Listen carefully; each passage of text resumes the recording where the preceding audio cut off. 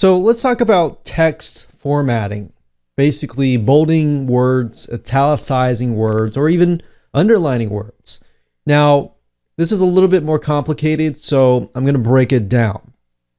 Now, as you can see here, it starts with the span tag, and we have span style equals quotation quotation, and within the quotation you pretty much have all the formatting.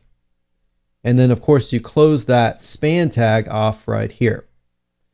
Now, as you read it, it'll make more sense. So font weight, or if you think about weight, an analogy of, how heavy something is or something light.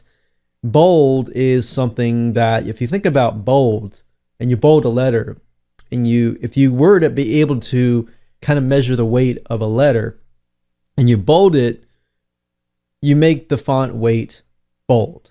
So what I'm trying to do here is I'm trying to give you some analogies that would make sense. It doesn't necessarily have to be the case, but these are things that I use in my own brain to memorize these things. So font weight equals bold. Font style, we have different styles like font, we have italicize, we have other different styles. And then of course we have text decoration. So you could decorate the text with an underline. So it would make more sense if we go back over to Composer here. And like I said in the beginning, I would recommend you as much as possible to do a step and then take a look at the source code, and then do a step and then take a look at the source code. So what I mean by that is, remember, bold the word, then look at the source code, see what changes before you do anything else, and then go back, italicize it, see what changed. And then what I would do from that point would be try to memorize that.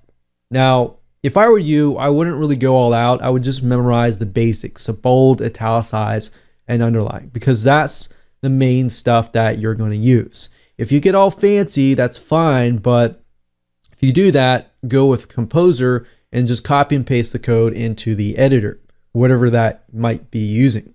So if we go back here right now, the hello tag or the hello word has nothing around it except for break tags and the basic structure, right?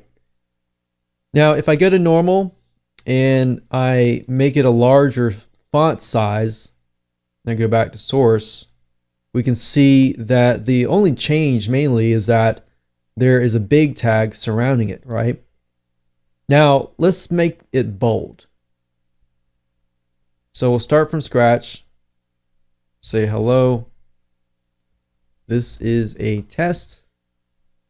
We'll just make it bold, and let's see what happens.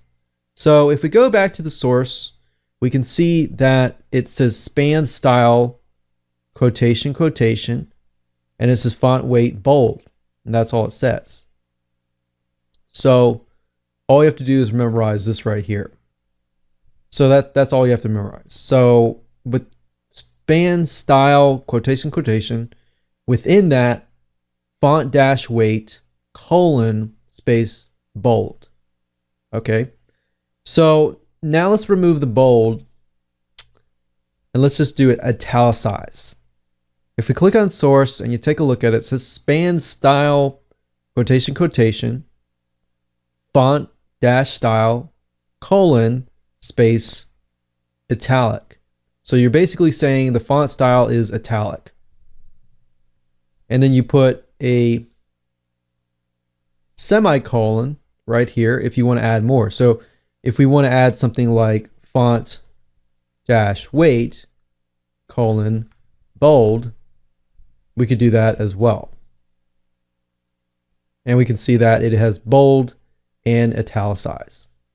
Now, if we add a underline and we click on source, we can see that text decoration, so text dash decoration, colon, space, underline. The semicolon, as you can see, kind of separates the differences. So we have three different items here, and you can see that this, after this, we put a semicolon to say that we're separating this and this.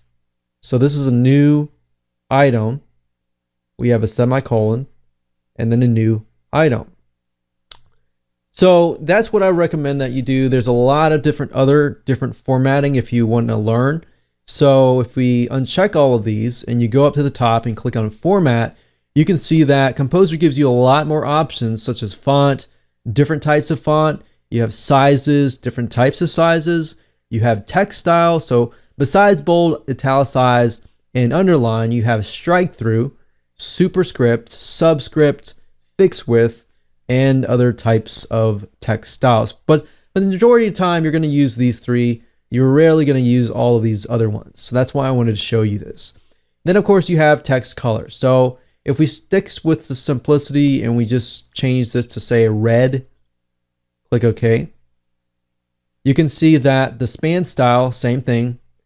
It says color-red. So HTML, as you can see, is one of the easiest languages because what you see is what you get. And when you say like color red, it's pretty obvious that the color in this case is red. So if you wanted to hack HTML code and you had a bunch of code, you could literally go through it and figure out what it is about simply by learning these basics that I'm teaching you in this video course, and then just testing it out yourself and by trial and error. Because remember, at the end of the day, a lot of this stuff will only stick in your mind if you practice. So with that said, hope you enjoyed this video. Let's move on to the next video.